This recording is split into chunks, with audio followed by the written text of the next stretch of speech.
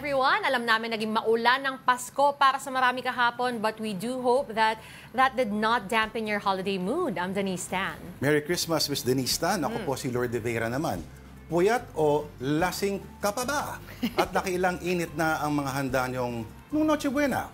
So whatever you're dealing with, hangover or leftovers, now is not the day to be uptight. Welcome to Afternoon Delight.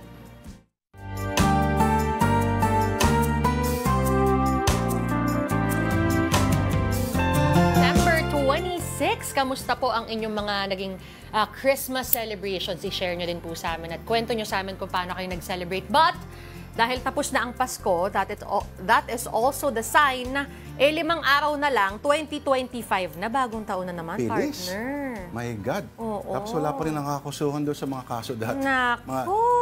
Pero bagong lahat, babatiin kita, Denise.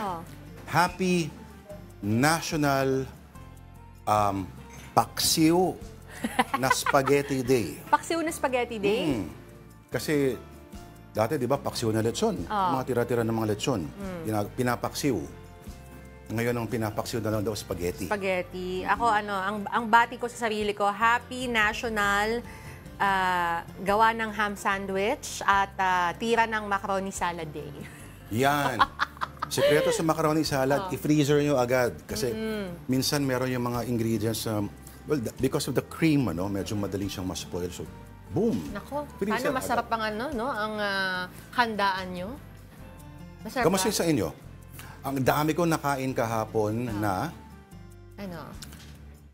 Portuguese egg tart. Ay, ang social nyo naman. Ako, macaroni lang tinira ko hanggang kaninang umaga. Yun. Thank you, ma! Nanggaling ako ng bahay, nagpabaon pa. Pabaon pa siya ng macaroni salad. Ganon? Inulam mo? Ay, hindi ko naman inulam. Pinapako lang, oo. Ang macaroni salad ni Mami ba ay may fruits, may pinya, may pasas? Wala. May chicken? Chicken, oo. Chicken. Ano pa? Cheese, meron? I think may cheese, macaroni, of course. Meron crunchy, hindi ko alam kung ano. Alam ko yan, celery. Baka. Minsan may apple, masarap ang slivers ng apple. Yeah. Oo. Sometimes I do that also with salads. Nag-try ako gumawa, isang ano yata yun eh. May isang holiday season na nung masipag pa ako magluto, nagawa ko yan. Sikreto rin dyan, broth ng chicken. Siya yung ihahalo mo para pakuluan yung macaroni noodles. Para talagang mag-ano yung flavor. Yes, para nanunuot talaga. Naku, usapang pagkain tayo. Pero dahil nga dyan, sa sarap at sa pag-savor natin sa ating mga holiday handa. Ito po, ang ating delight of the day. Konting, kumbaga atras ng konti. Oo, preno naman. Preno ng konti. Kumalma ka ng konti. Oo, so meron tayong tsaa at kape, kasama ang ating toasted pandesal. Nagpa-toast pa kami ng pandesal. At syempre, meron kaming garlic butter. Nako, saktong-sakto. Siyempre, simplehan din natin minsan. Pampalis umay lang sa lahat ng kolesterol, lahat ng mantika na nakonsumo natin sa Noche Buena. At Siyempre, alam natin, ilang araw na lang round 2 pagdating ng New Year. Pakisabi sa mga atay ninyo, konti pa. One more night. Ito na yun. One last, no? Bago mo lukoyin ang sarili mo na New Year, New Me. Tapos pagdating ng Chinese New Year, doon sa Chinese Laureate, Chinese Buffet, patay. Wala na. Ang bango ng pandesal, nakakatuwa. Alam mo ba, pinakamataas yung spike ng enrollment sa mga gyms. Pag bagong taon? Yep. New Year, New Me kasi. Mga day 1. Alam mo kung nakailan day 1 ako noong 2024? No joke, mga 15 ata. Okay lang yun. Ano nangyari? Ha? Ano nangyari? Day 1, tapos biglang the next day may racket, puyat, ayun, di nagising for day 2. Tapos day 1 ulit, after mga 3 days. At least consistency. At least oo. Alam ko naman, I'm sure madami nakaka-relate, na hindi naman laging nagiging consistent, but what's important is you keep trying. Tama. Diba? Oo. Hindi naman laging pataas ng pataas o diretso. Talaga may nagdi-dip minsan. Try and try until you get tired. Tama yan. Pero ito talaga yung, alam mo ako, yung simpleng tinapay na masarap, tsaka masarap na mantikilya, masaya na ako. Masarap naman talaga siyang combo. Oo. Yung sinasabing, di may term na bread and butter. Yung bread and butter mo, kanyari pagsusulat, literal na bread and butter na maganda. Hindi ako maghanap ng iba. Promise. Masarap siya nga. Really good combo. Pero katulad yan ng show natin today, madami tayong combo sa ating pag-uusapan at unahin natin the stories on social media. Ito, napakainit na topic ito. Ngayong Pasko, celebrity photographer BJ Pascual versus R&B singer Denise Julia. So, BJ Pascual says, ito, meron siyang post dito, no? So, parang he said, she said. Buksan natin. Ako na. Yo, go. Okay.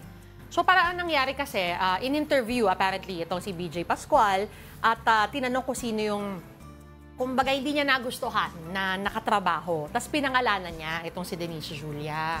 Apparently, parang they were supposed to have a shoot, meron silang gagawing project together, tapos hindi daw sumipot yung team ni Denise. Ayan. Tapos ito si Denise, nagsalita siya, naglabas, may conversation na ang taas daw kasi ng budget, ganto ganyan, whatever.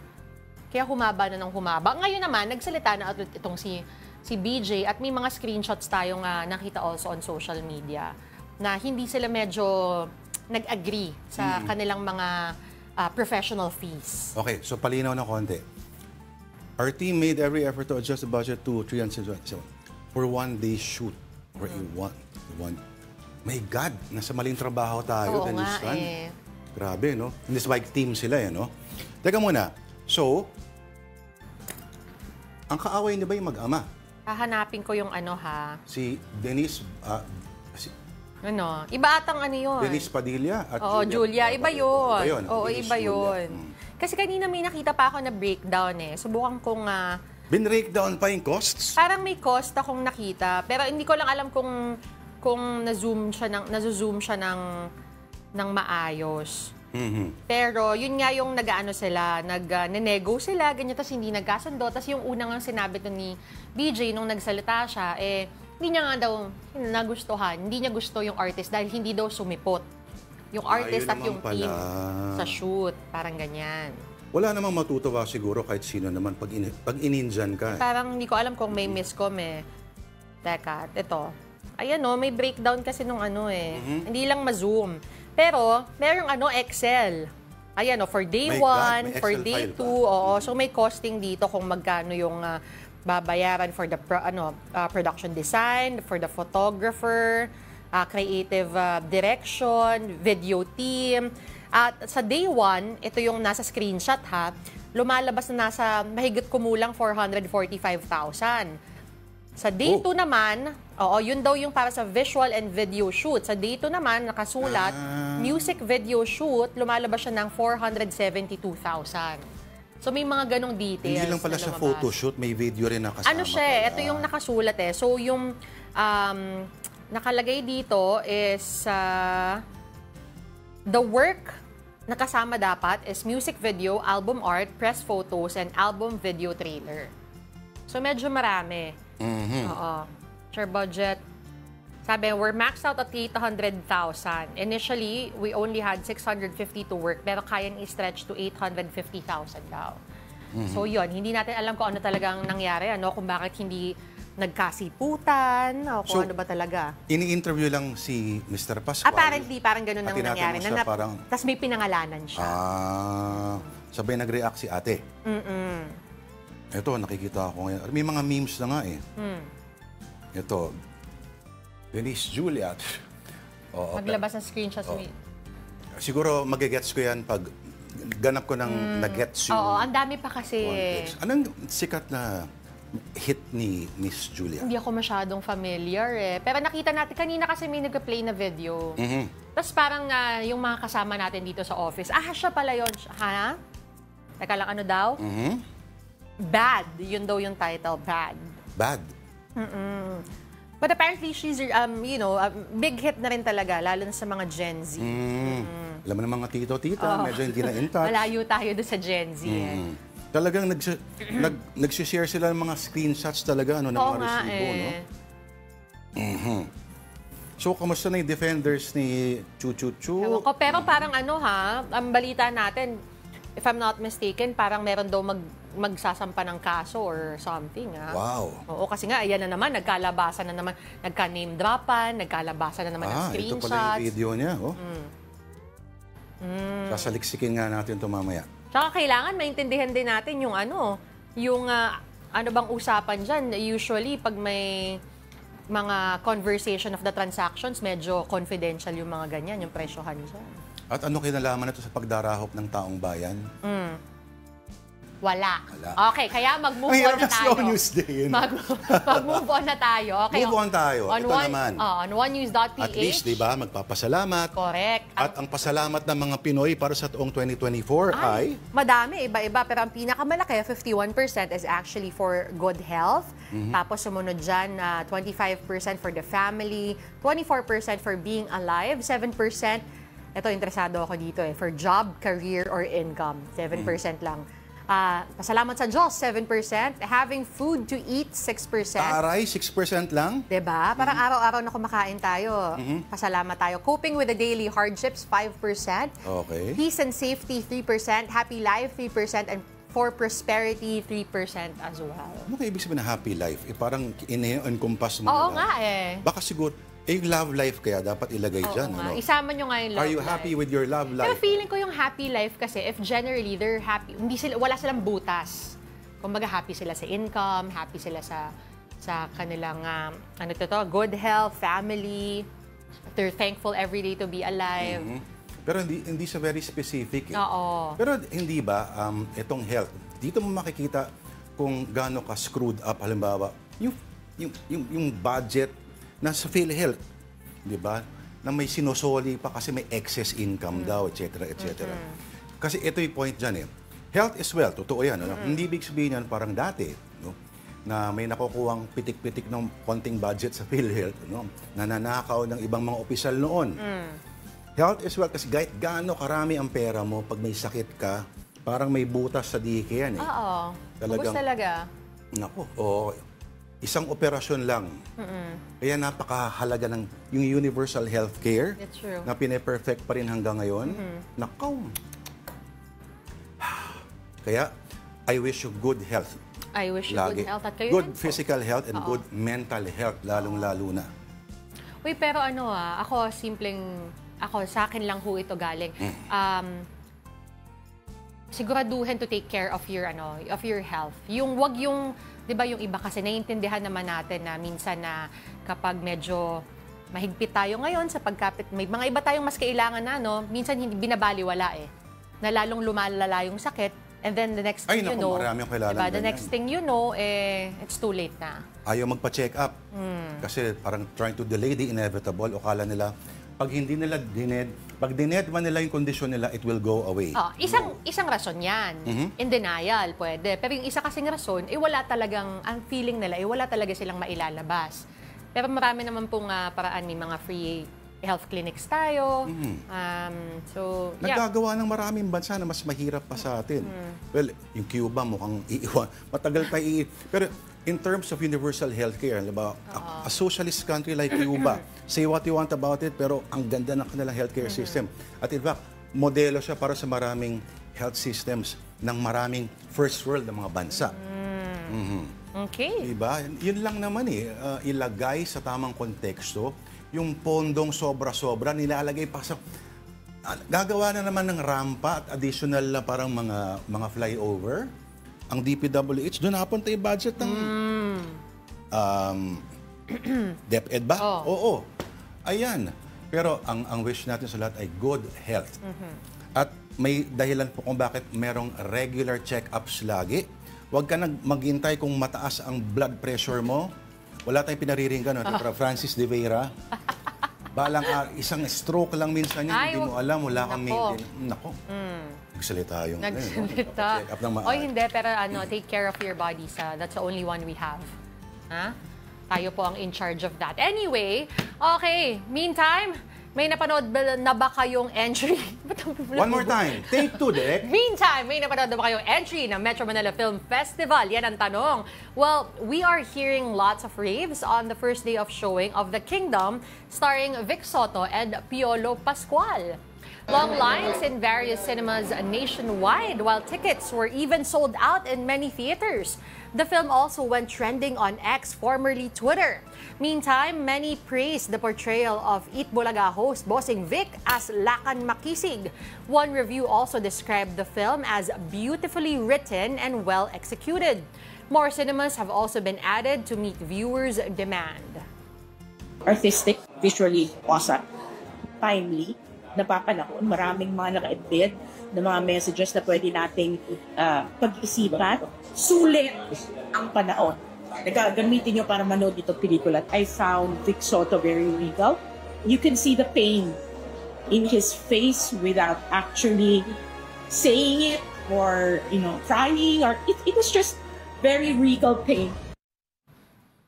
Again, do support The Kingdom, now showing in theaters nationwide. And of course, support the Metro Manila Film Festival. Alright, mabuhay ang pelikulang Pilipino.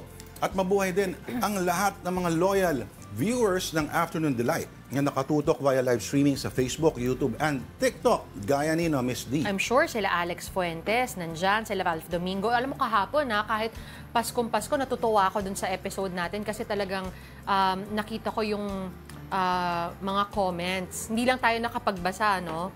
Teka lang, nako, ayaw mag-play. Tumawa ka ba sa Christmas episode natin? Di ba? Teka lang, di ba tayo pumunta sa comments? Ayaw bumakas ng comments ko, guys. Ayaw bumakas dahil? Bakit? Bakit nga ba? Ang phone mo sumisigaw na siya. Palitan mo na ako. Oo nga. Alam mo kung ano yun. Kahapon medyo kinonsider ko siya. Kaya lang, alam mo naman, ang tita mo, titang-tita, tipid na tipid. Okay, bakit? Kailangan wais. Hindi ko sinasabi ang tawa niya para malinis pag sinample ko to sa year. Uy, ayaw magbukas. Ikaw nga mag-open. O ba? Okay, binabati natin of course si Alex Fuentes. Sa katutok yan ngayon. Si Kuya Mike Policarpio, hello po. Si Takumi, Merry Christmas sa inyong lahat. Wow, tindi na to. Sabi ni JC Alvarez, malunggay pandesal greater than plain pandesal. Okay, si Artol 323. Merry ang vibes ng Pasko. To Afternoon Delighters, si Robert and Hilda from Antipolo City. Alex Fuentes, of course. Si Sherwin, sabi niya, Denise LDV, nice tandem. Thank you. Tonsky Graho, maligayang Pasko, titos and titas. Ikaw ba kahapon may nakain ka na at nasabi mong, ay masarap, hindi masyadong matamis?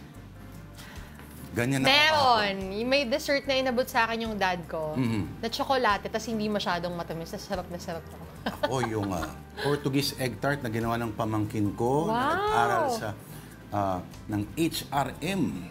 At ngayon ay nakuha yung secret recipe. Ay, ang sarap. Ng isang Homemade. establishment. Grabe. I think better than the actual thing. JP, sabi ko, ako magiging backer mo, maghanap ka ng pwesto. Oo, why not? Social Alright. naman Thank dyan. you, JP. Okay. Okay, dumayo naman tayo ngayon sa mundo ng sports. Some Pinoy basketball fans opted to celebrate Christmas Day by watching the PBA Commissioner's Cup. Mobile Journal, Denise Valdez-Sancho reports. Some PBA fans have chosen to celebrate their Christmas inside the Big Dome for the PBA Season 49 Commissioner's Cup. What a way to celebrate Christmas for the Fiber Xers after successfully extending their winning streak to 4 in a match-up against Meralco on Christmas Day, 110-94. Converge set the tempo early on with a 22-6 run, closing the first half strong 58-41. The Fiber Xers were able to build a massive 20-point cushion midway through the fourth, but the Bolts mounted a late rally in an attempt to close the gap 102-88. Jordan Heading dominated the scoring department, leading to a widened gap in the last few minutes. And with less than 2 minutes on the clock, Justin Arana made back-to-back baskets, sealing the Fiber Xers' victory. Heading gave a 30-point Christmas present to the Fiber Xers, alongside 8 assists and 6 rebounds.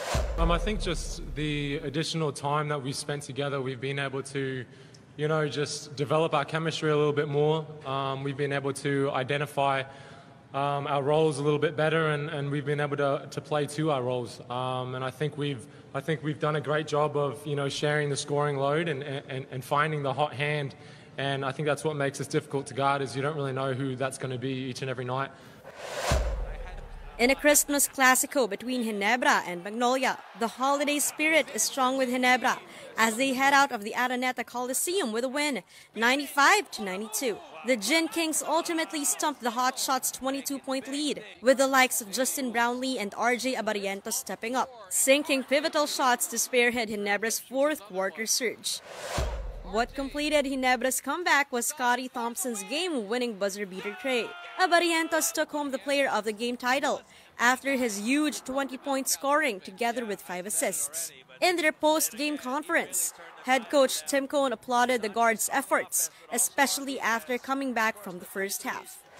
And then, of course, everybody's going to remember Scotty's shot, but it was this guy who got the penetration and the kick and the pass to him. So, RJ's obviously truly deserving tonight, and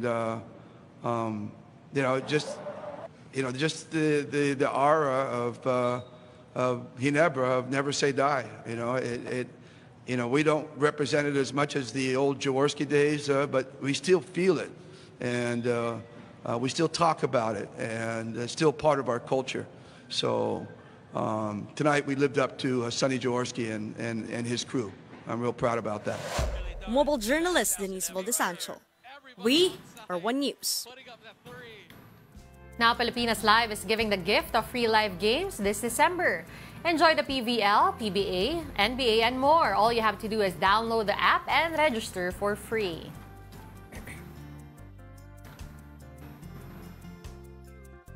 Alright, nakikita nyo to? Yan. Time out muna. Marami pa kaming kwento sa inyo. Magbabalik po ang Afternoon Delight. Tita. Naway maging mapayapa at makabuluhan ang inyong Pasko at lalong-lalo na ang bagong taon. Dahil ang bagong taon ay parating senyales ng bagong simula. At naway sana matuto tayo kay Marisa Cal at kay Anthony Jennings. Unang-una, alamin ang konsepto ng disappearing messages ayon po sa ating Senate President. At pangalawa, huwag magpapahuli.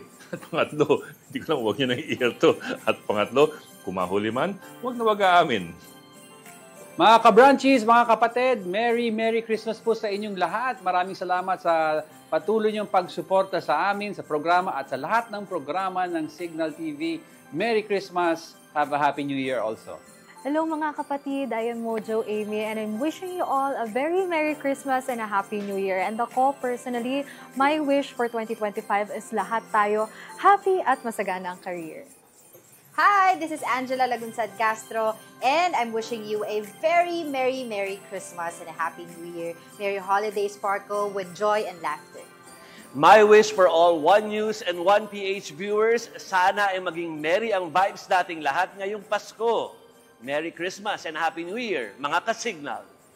Hi everyone, I want to wish you a Merry Christmas. Maligayang Pasko po sa inyong lahat. I wish that you get all that your heart desires, you get enough rest and time to spend with your loved ones, may it be your family or your friends. At syempre, pinaka-importante, sana masarap ang handa ninyo. Ang wish ko ngayong Pasko ay 3. Una, sana mabawasan yung mga dumadating na bagyo. Ang pangalawa, sana magkaroon talaga ng bigas na 20 pesos. At ang pangatlo, kahit ayaw nila, tayo-tayo na lang, unity. Because unity begins with you and ends with a why. Lord De Vera, maligayang Pasko. Screenshot mo to. Happy Pasko sa inyong lahat! Anong wish ko sa inyong lahat? Siyempre, kapayapaan sa inyong pag-iisip at sa inyong puso. At why not? Sana dumami pa ang mga blessings sa buhay nyo. Faith, hope, and love! Maligayang Pasko at manigong 2025 sa inyong lahat. Ang wish ko ay sana'y maging maganda ang pasok ng 2025 sa ating lahat. Ito po ang taon na kung saan pipili na naman tayo ng mga bagong leader ng ating bansa. Pwede rin yung lumang leader. Depende siyempre yan sa inyong pipiliin. Pero marami na ho tayong mga pagsubok na naranasan nitong 2024. May problema tayo sa West Philippine Sea, may problema tayo sa politika, at marami pa mga issue nangyayari. Kaya sana po sa 2025, mas maging magaan at masaya ang taon para sa ating lahat. Happy holidays mga kapatid! Ako po si mobile journalist Francis Orsio and I wish everyone to have a fruitful Christmas holiday season at wish ko rin po, syempre, world peace, lalo na sa dami ng mga nangyayari ngayon sa ating kapaligiran. Another exciting year is about to end. Now it's time to give thanks and to share joys and blessings. A Merry, Merry Christmas to everyone. Hello to all the viewers of One News, One PH, and Signal TV. This is Gretchen Ho, greeting you a Merry, Merry Christmas. Sa gitna ng lahat ng gulo sa mundo, sa politika at sa social media, ang aking hiling at ang aking ninanais para sa inyo ay tayo ay magkaroon ng panahon para sa pagninilay, para sa pamilya at panahon para magpasalamat sa biyaya ng nakaraang taon. I wish you a peaceful, joyful, and a very Merry Christmas. Ho, ho, ho!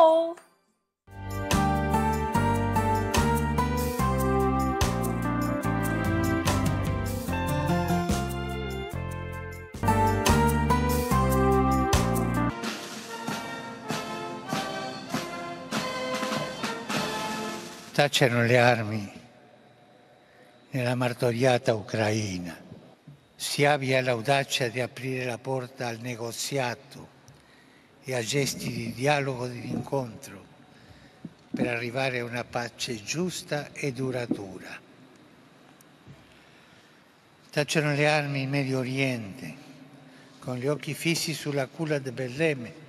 Rivolgo un pensiero alle comunità cristiane in Palestina e in Israele e in particolare alla cara comunità di Gaza, dove la situazione umanitaria è gravissima.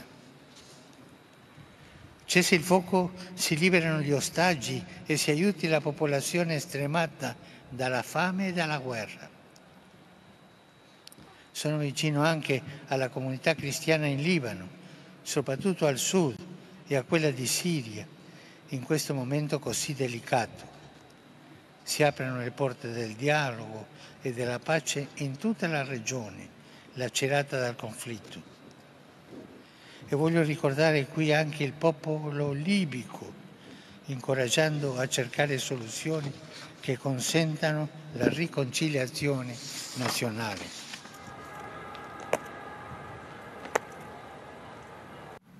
Alright, nagbabalik po ang Afternoon Delight dito po sa One News. Ako po si Lourdes Vera. At ako naman po si Denise Tan. Thank you for staying with us. Alright, multiple weather systems are triggering rains over parts of the country. And we will be talking to Pag-asa weather forecaster Veronica Torres. Ma'am, magandang hapon po. Naku, ilang weather system ba ang inaabangan ng Pag-asa ngayon? At ano yung pinaka nakaka-apekto po sa atin? Bago lahat, Merry Christmas, Ma'am Veronica. Apo, hello po at Merry Christmas din po, Ma'am Denise at Sir Lord. Apo, kasalukuyan nga, dalawa yung minomonitor nating weather system, isang ITCZ or Intertropical Convergence Zone na nakakaapekto sa Mindanao at Northeast Monsoon na nakakaapekto sa Northern Luzon. So, etong dalawa, yung nagdadala ng paulan. So, ITCZ nagpapaulan sa Mindanao at Palawan at Northeast Monsoon naman sa Cagayan Valley at Cordillera Administrative Region. Alright, so yung nangyayari pong pag-ulan kahapon sa Pasko, siguro marami yung nagtataka ngayon, meron ho ba tayong outlook sa New Year kung ganun din ho ba yung magiging panahon? Kung titignan natin yung 5-day weather outlook lang po kasi yung meron po tayo sa ngayon. So, ito ay until December 30. Nakikita naman natin sa Metro Manila, sa mga susunod na at least 3 to 5 days ay patuloy pa rin yung fair weather conditions na may mga chances ng localized thunderstorms. Although sa Northern Luzon, lalo na sa eastern section, pati na rin sa silangang bahagi ng Luzon, ay posible magdala ng mga paulan. Kung hindi yung amihan o northeast monsoon ay yung shear line. And then Visayas, ilang parts ng Visayas at Mindanao, posible namang paulanin ng ating tinatawag na ITCZ o Intertropical Convergence Zone. Ma'am Veronica, itong bare months, sunod-sunod yung naging yung pumasok sa Pilipinas. Ano naman kaya ang sasalubong sa 2025? Ilan po ang inaasahan ng Pag-asa na pumasok na bagyo come this January? Opo. So, yung number ng bagyo na inaasahan natin na for January, ito ay base sa Climate Forum na sinagawa nga natin noong December 18. So, kung sa December, isang bagyo pa lang naman yung pumapasok sa atin, and then pagdating ng January, posibleng 0 or 1. Sana i-zero na muna. Oo nga, sana pahinga ng Hinahanap mo konti. kasi Denise, kaya Hindi, tayo- para lang makapaghanda ang ating mga kapatid. Oo. Okay. Madam, maraming pasalamat po sa oras ninyo at Merry Christmas po sa mga taga-Pag-asa. Ma'am Veronica, maraming salamat sa inyong serbisyo po. Salamat po at Merry Christmas din po sa inyo. Yan po ang ating Pag-asa weather forecaster, Veronica Torres. Now, here's a quick rundown of more stories on One News. The number of firecracker-related injuries has climbed to 69 ahead of the new year. Of the total cases, 58 are aged below 19 and 9 cases are aged 20 and above. Illegal firecrackers caused 86% or 59 of these cases. Vice President Sara Duterte said her father, former President Digong, offered to be a part of her legal team should 3 impeachment cases against her prosper. Duterte also said FPRRD is currently preparing his documents with the Integrated Bar of the Philippines. The VP is being accused of betraying public trust and graft and corruption. And Malacanang said President Bongbong Marcos and his cabinet are still reviewing the proposed 2025 national budget. This is to make various items of the General Appropriations Bill conform to the Constitution. The president is scheduled to sign the GAA on December 30. Now, good news for motorists. The Metro Pacific Tollways Corporation has announced that toll fees will be waived on several of its highways this holiday season. These include NLEX, NLEX Connector, SETEX, CALAX, and Cavitex. The toll-free period will be from 10 p.m. on December 31 to 6 in the morning on January 1 of 2025. The government is intensifying efforts against emerging cybersecurity threats such as deep fakes. Mobile journalist Julie Baiza reports. The Cybercrime Investigation and Coordinating Center, or CICC, is preparing for emerging threats in the cybersecurity. CICC Deputy Executive Director Assistant Secretary Mary Rose Magsaysay said deep fakes will be one of the problems, especially with the upcoming 2025 elections. Hindi pwedeng maiwasan ng paggamit. Gagamitin talaga nila, and talagang hinahabol natin ang mga cyber criminals who use it because we can detect deep fakes. The government has the capability to detect deep fakes. CICC said they are in collaboration with telcos and government agencies to crack down cyber criminals. Aside from this, the agency also announced that they have intensified the fight against online sexual abuse or exploitation of children, or OSAEC, and child sexual abuse or exploitation materials, or CSAM. Na meron na po tayong the first in the world OSAEC CSAM Digital Forensics Laboratory, dedicated only for the women and children mga cases. The initiative focuses on child pornography and grooming, as some of their perpetrators are their own family members. There are areas where there are groomers. Nag-groom sila ng mga pamilya para ipakita yung mga, alam mo na, masasela na parts ng kanilang mga anak para kumita. And ang dahilan is, hindi naman daw makukuha dahil online lang. Iba ang nangyayari sa kanya, sa utak niya, sa emosyon niya, sa mga gagawin niya sa future, parang basag na. Recently, President Ferdinand Marcos Jr. has ordered government agencies to intensify its campaign against increasing cases of OSAEC. Palace noted that in 2016, the Philippines emerged as the center of child sex abuse materials production in the world based on the study by UNICEF.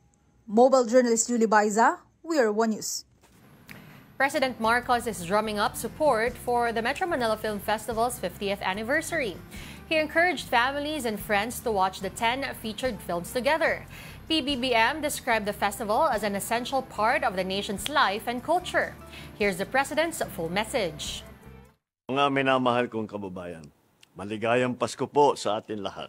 Ang panahon ng Kapaskuhan ay panahon upang lalong magsama-sama at magmahalan ang bawat pamilya at ang bawat isa sa atin. Ngayong Kapaskuhan, bibidang muli ang mga kwento ng ating lahi dahil ito sa espesyal na selebrasyon na ika-50 taon ng Metro Manila Film Festival na bahagi na ng ating buhay at kultura bilang Pilipino. Ang mga magagandang pelikulang kalahok ngayon, ang Golden Year ng MMFF, ay siguradong magbibigay ng gintong saya at mag-iiwan ng mga ginintuang aral. Ang kilikin po natin ang kwentong Pilipino. Suportahan po natin ang Metro Manila Film Festival 2024. Isama ang buong pamilya, buong barkada at panoorin ang 10 pelikula na handog ng MMFF. Mabuhay ang pelikulang Pilipino. Happy 50 years, MMFF. At muli, maligayang Pasko po sa inyong lahat. And speaking of the MMFF, here's one of the 10 entries. We give you a sneak peek into the kingdom as we go on break. We'll be right back. In your remaining days as ruler, what more do you wish to gain?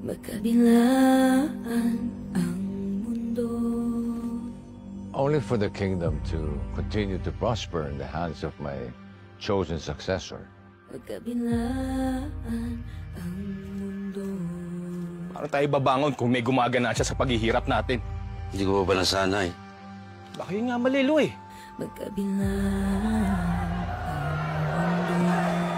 Here in my country, it is but the rich who are getting richer, whilst we the poor, we are bound by our debts, as dictated by the Lakan and his rajas.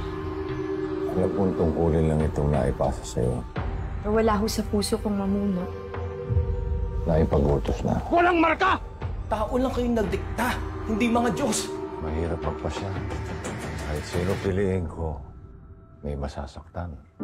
Hanggat hindi ka namimili, merong naiinip na baka hindi mo ipagkatiwala ang trono.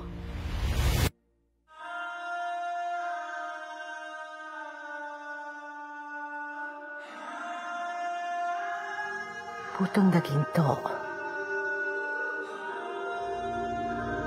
Buhat na pula. Hindi mo kami maluloko! Udyat ng panibagong yugto. Dadanak ang dugo. Dadanak ang dugo sa inyong tahanan. Bakit tayo huminto?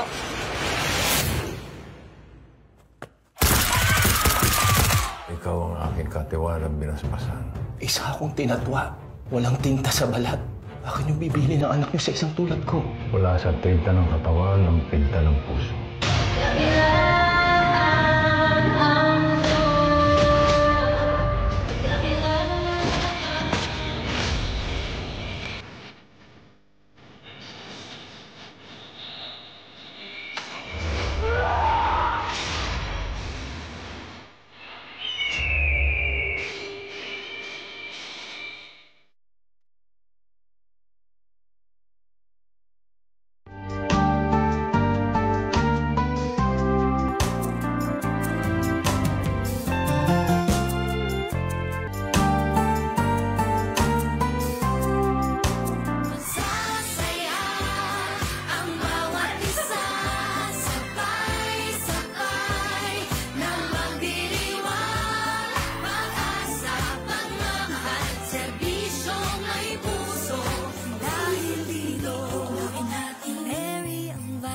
ng Pasko.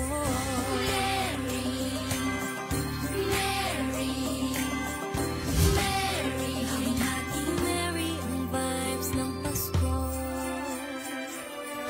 Aming bigay. Huli ka, Balbon.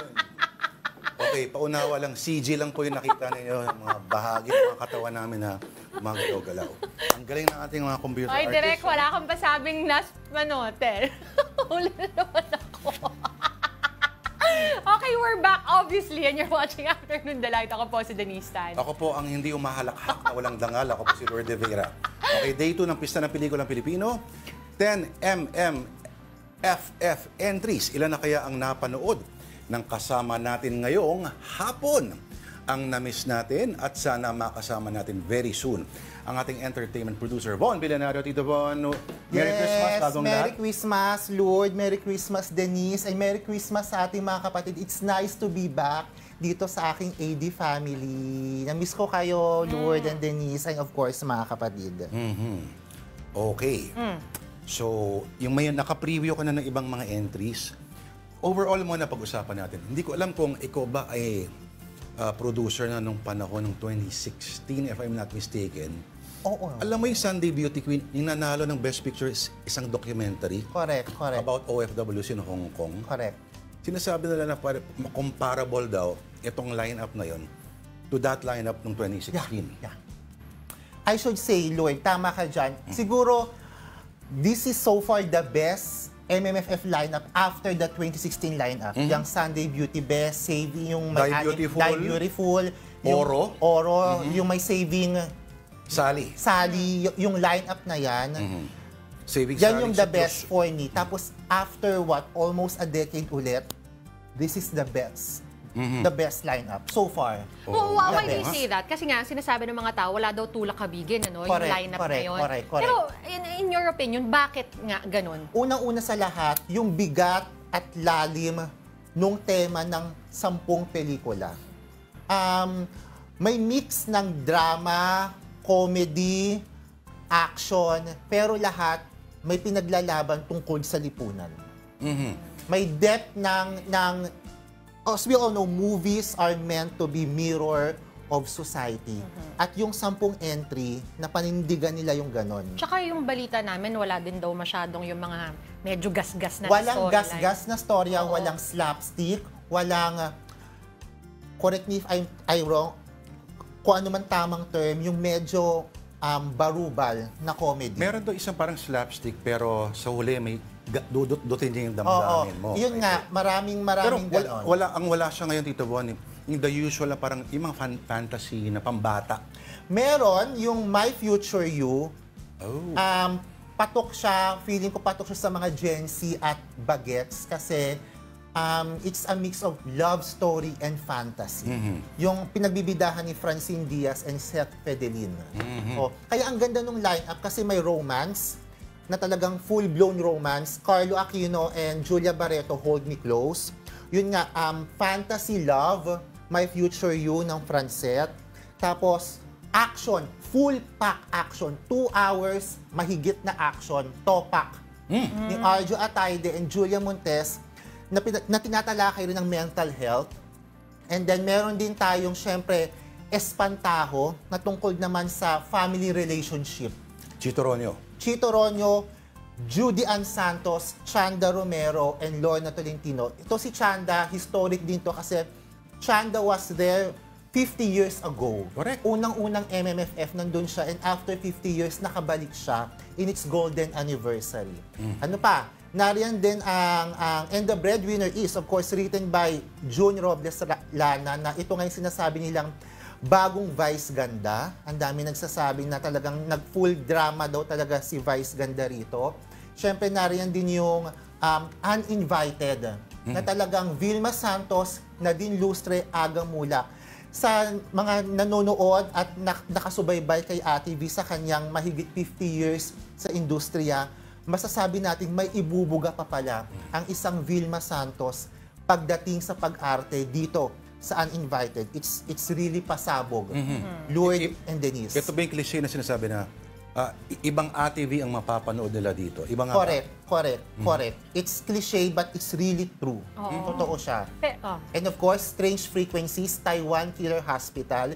Ito yung local adaptation natin ng isang Korean movie na napapanood din ngayon sa Netflix, starring Enrique Hill, Jane De Leon, Alexa Miro. Ito yung Meta. Meta ang atake, found footage yung atake. Sila mismo nag-shoot doon sa kilalang haunted hospital sa Taiwan. So, ang ganda ng atake, bagay na bagay sa mga Gen Z audience. Of course, na rin din ang Himala. Musical nga pala. Himala, na after almost 40 years, nagbalik ang isang Himala. This time, musical naman. Sa panulat pa rin ng national artist Ricky Lee na binigyang buhay ng musika ni Vince De Jesus.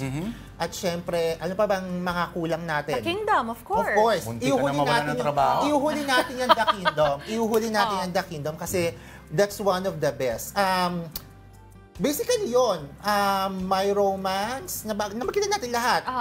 Of course, The Kingdom, produced by MQuest Ventures, APT Entertainment, at sa kanang MZ Television Production. Ako, Lord, Denise, I've watched it twice during a special screening at sa kanong premiere night. Actually, thrice nga kasi pinanood ko rin siya kahapon. Yes, nagbayad ako kahapon. Pinanood ko siya kahapon with some of my friends. And grabe, ito din, sounds so cliche, pero kakaibang bossing to. Ako ever since ay batang 90s, kilala ko na si Bossing bilang komedyante sa mga OK Cafe Rico, mga sitcom niya before, and of course, It Bulaga. Pero pag sinabi mong ibang klaseng Vic Soto, this is what I'm talking about. Kaya niya. Kaya niya. Oo. Kaya niyang maging ganon kaseryoso. At hindi lang niya kaya, Lord and Denisa, I think the correct term should be effective. Effective siya sa ganong kaseryosong role. At hindi lang kaseryosong role, kabigat na role dahil siya yung hari ng Kingdom of Kalayaan. Na supposed to be, the movie is about uncolonized Philippines. Pero more than that, it's a story of family, power struggle, and this movie is so political. Denise and Lou. Okay, and Tito Lloyd. Bon, bukas ang gabi ng parangal. Bukas ang Ikaw gabi ba ng parangal. magpo-cover? Anong fearless predictions mo? Naku, alam mo, nakaka-excite lagi yung gabi ng parangal, Lloyd and Denise, kasi ito yung, sa tingin ng audience at sa tingin din ng publiko, magbibigay ng ingay, karagdagang ingay para dun sa ibang pelikulang hindi medyo kumikita. So, magandang nakalimutan ko pala kanina, Green Bones. Sorry. Green Bones, yeah. Pictures. Dennis Trillo and Ruru Madrid. Sobrang galing din daw ng dalawa. Going back to the awards night, malaking factor to dahil, of course, this is the golden anniversary ng Metro Manila Film Festival, and ang higpit ng labanan sa bawat category. Ang higpit daw talaga ng labanan dahil pantay-pantay. Meron kang musical, meron kang drama, meron kang horror, meron kang love story, meron kang thriller. Parang lahat ng genre, pasok na pasok dito sa MMFF na to. These are excellent times for the movie goer. No? Kung ano man ang trip nila ay meron silang makikita. Correct. Kumbaga bukas, the field is still wide open. Correct. Ikaw ay pupunta doon sa Soler bukas. magpo-cover tayo sa Soler bukas. Naku, Siyempre, daan ka muna doon sa fresh. No? Oo, big night yan para sa MMFF. Siyempre, ang dami na ang dami ng mga lumalabas na mga reviews and everything. May mga fearless forecast na. Unahin na siyempre natin siguro sa Best Supporting Actor. Naku, marami yan. Siguro, I should say yung mga supporting cast ng Himala, lalo na yung gumanap doon sa role ni Spanky Manikan sa Himala. Ay, naging guest natin. Yung naging guest nyo dito, ang laki daw ng laban niya. Ang laki ng laban niya. I forgot the name of the theater actor. And then, of course, sa Best Supporting Actress, ang laki din laban nung Gabi Padilla, na anak ni Vilma Santos sa Uninvited. Hindi rin daw pakakabog si President Nadine. President talaga yan. President Nadine Lustre. Kasi ibang level daw yung galing na ipinakita ni Nadine dito kay, sa Uninvited. Hindi daw siya nagpakabog kay Vilma Santos. And of course, yung Kaki Teodoro, yung role na ginanap ni Gigi Duenas na sa Himala almost 40 years ago. Marami nagsasabi na she might made history na manalo for the same award na napanalunan din ni Gigi almost 40 years ago. Daring yun. Daring yun. Tito Bon, okay, Best Director. Naku, ang hirap. 5 lang yung manonominate. Pero mahigpit yan, ha? Mahigpit ang labanan. Screenplay. Mahigpit ang lahat. Screenplay, isa pa yan. Kasi bukod sa cinematic and visual effects, pinaglalabanan na rin ngayon sa social media at nagiging mainit na talakay na rin sa social media yung screenplay. Tama. Parang ngayon mas nagiging, bukod dun sa sa visuals, nagiging matalino na rin ang audience pagdating sa script, which is good. Kasi dapat talaga nagiging mitikuloso na rin ang Pinoy. Doon kasi nagsisimula. At lahat, nakakatuwang magbasa na ang galing ng screenplay na ganito, ang ganda ng linya ng ganito, ang ganda ng sequence na sinulat ni ganito sa ganito. Sa totoo lang kunyari sa Hollywood, meron kayo napanood na gustong-gusto yung pelikula, nada-download ang mga screenplays nun. Correct. I swear to God, merong sample nun. At makikita nyo sa mga estudyante ng cinema, makikita nyo yung kung paano tinranslate ng direktor yung nakasulat doon. Kasi minsan nasa lingwahe din Correct. ng nagsusulat. Correct. At Correct. minsan yung director din, yung pag-meet ng dalawang intention na yun, Correct. that is what results in the magic that is called cinema. Ang Correct. isang inobasyon din sa taong ito, Tito Bon, they are not allowed to disclose yung mga kinikita. Correct, correct. Kasi ano daw yun para hindi magkaroon ng effect sa masa. Ito yung kumita, ito yung panonood natin. that's true. Para, which is tama naman. Tama naman. Para nagkakaroon o hindi magkaroon ng bias yung mga manonood natin na ito yung kumita, dito ako. Talagang ang usapan dito kung anong gusto ko, kung anong pasok sa panlasa ko, yun ang panonoorin ko. And which is Pero Tito Bon, good, alam natin, diba? ang lakas ng nothing beats word of mouth. Word of mouth. Yung word of mouth. Tingnan natin kung anong mag-word of mouth.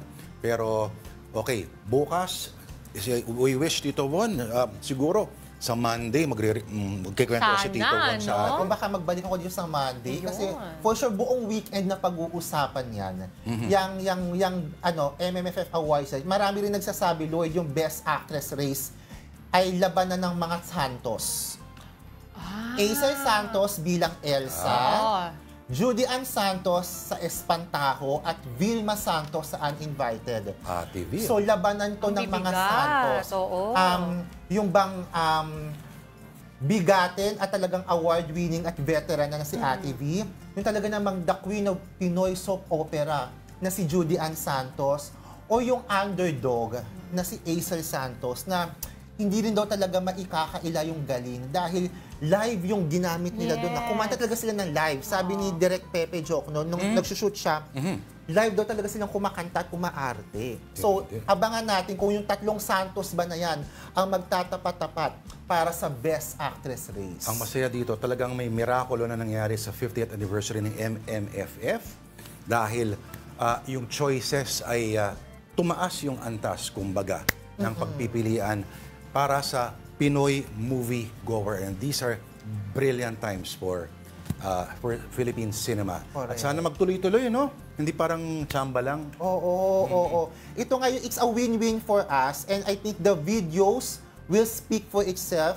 May mga coverage tayo, mga kumakalat sa social media, na talagang yung mga sinihan sa Metro Manila at sa probinsya, pinagkakaguluhan. Sold out ang daming sold out na mga sinihan at pelikula. At talagang yung mga nakikita at nababasa mo sa social media, mga totoong tao, hindi lang troll. Diba? Okay. Sila talaga yung mga nagko-comment na ito yung mga binili ng ticket and everything. Okay, para sa mga humihirit na wala yung pelikulang Pilipino, tanong mo sa kanila kung kailan kayo huling nanood ng pelikulang Pinoy. Magugulat ka, matagal lang nga. Kung mahal mong isang bagay, gastusan mo. Correct. Tandaan nyo yan. Correct. Okay. Ito, no cliche ito, Lloyd and Denise, naiyak ako sa line-up ngayon. Yung mga una kong pinanood, parang, ang sarap maging Pilipino. Matindi. Parang, kaya natin pumantay sa sa South Korea, sa Thailand, yung mga kapitbahay natin sa Asia ang nagpipenetrate na sa Hollywood at sa sa Oscars. Kayang-kaya natin with this lineup. Ang galing, nakakaiyak, mas nakaka-proud maging Pilipino bilang fan ng Philippine movies. Ang ganda-ganda Kaya pila na, no? At sa mga producers, sa mga artista, sa mga direktor, lalo-lalo yung mga producers kasi sila yung nagbabankroll ng mga. Correct. Sana masuportahan ng maraming tao yung mga pelikulang yun para ganahan din naman yung mga nagpo-produce. Kasi in the end, mga negosyante pa rin sila, no? At kung makita nila na may return yung mga pelikula na hindi basura, mas gaganahan silang gumawa ng dekalidad ng mga bagay-bagay. Tama. At saka huwag natin huhusgahan yung Pinoy audience. Matalino na yung Filipino audience ngayon. Huwag maliitin. Filipino audience deserve a quality movie. We deserve quality movies. Huwag na tayo ina-atsa-atsa na ito lang yung kaya natin panoorin. Sino ba yung mga nang-atsa-atsa? Sabihan mo nga. Hindi. I mean, for the past years kasi, diba, ito lang yung mga pinoproduce at napapalabas na hindi deserve ng Filipino audience. This time, in the past months or in the recent years, deserve na ng Filipino audience yung magagandang kalidad ng pelikula kasi matatalino na tayo. Mas tumatalino na tayo. Okay, para tumalino kayo, ito mag-aalas 3 na. Oras na ulit. Maraming salamat, Tito Bon. Samahan mo kami para sa I Saw the Signs.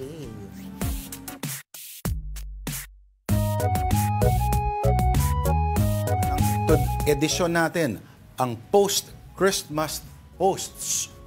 Sobrang linaw, ano? Sample, Tita D. Selfie with birthday boy. Happy birthday, Jesus. Ayun, nasa harap. Yan pala si Jesus. Oo, bakit anong hindi ko masyadong Kamukha ni ano? Weng Lagi nagtitrending yan every year, yung photo na yan. Talaga Ano ba yan? Bakit may ganyan? Kasi nga, picture sila with yung mismong imahen ni Baby Jesus. Binuhat lang. Nag-groovy sila. Siguro kinuha niya somewhere or whatever. Pero tingnan mo yung gesture. Tingnan mo yung body, yung kurba ng katawan ng Baby Jesus. Oo nga eh. Parang nakisingit lang parang talaga. Parang gumagalaw. Tingnan mo, di ba? Parang totoo. Naka-curve yung ulo, di ba? Diretso. Oo nga, no? Oo. Okay, next. Mabasa. Fruit salad. Buti na lang talaga, may dala akong bag. Oo. Nagano siya, nagbalutin mo ako. Correct. Nagano Masyado. siya. Grabehan naman sa ano Anong yan. bag ba yan? Ay, hindi ko alam. Parang handbag? Oo, parang handbag. Oo, pinuno niya ng pinuno. Pang isang linggong fruit Okay na yan. salad. Ako nakakita nga ako, nilagyan parang arinola eh. Sabi, malinis naman daw to. Ang tindi naman nun. Okay, next. May ililiit pa ba yung nakasulat? Ayaw magpabasa.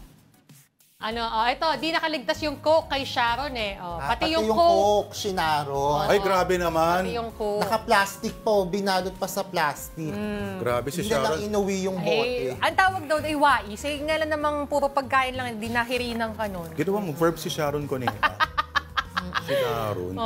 Okay, pag nakita niyo po yung mga signs na yan, please send na to us at afternoondelightON@gmail.com. Maraming salamat. Merry Christmas, Tito Bon. Merry Christmas, Lord and Denise. Merry Christmas, mga kapatid. Ikaw daw mag-extra, Von. Tito Bon, rektahin mo na yan. Oo. Hanggang tuloy-tuloy. Grabe naman. Ayan. Ako ba? Ano ba? Go, Denise. Tito Bon na, go. Okay, that will do it for us this Thursday, December 26. Ako na lang daw. Thank you for watching Afternoon Delight. Siya po, si Von Belinario. I'm Denise Tan. Ikaw pala, mag-extra. I'm Von Belinario. Ako po si Lord Rivera. Bukas po ulit, alas 2:00 all, sabay-sabay. Merry Christmas! Oh!